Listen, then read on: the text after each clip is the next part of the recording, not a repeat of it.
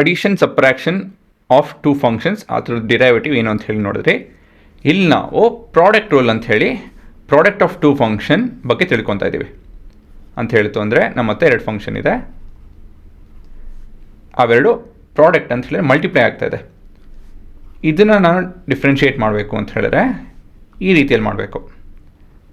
D of f by d x into g of x plus ಇಲ್ಲೇನು ಮಾಡ್ತಾಯಿದ್ದೀನಿ, differentiating the first term and multiplying with the second term. ಅದಾಯಿತು ಅಂದಮೇಲೆ differentiate the second term and multiply with the first term. So ಇದೇ ನಿಮ್ಮ product rule. ಇದಕ್ಕೆ ಅಂತ ಕರಿತೀವಿ product rule.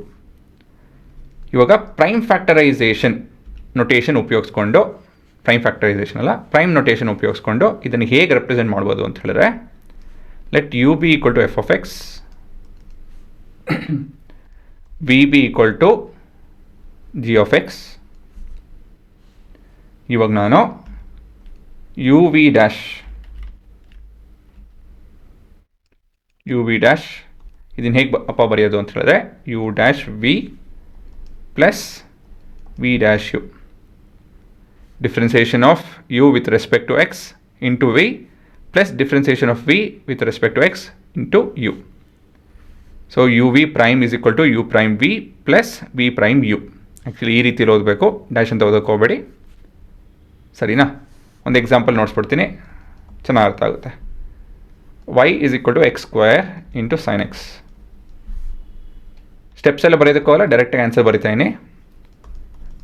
y prime is equal to differentiation of x square with respect to x into sin x plus differentiation of ಈಗ ಬೇಡ,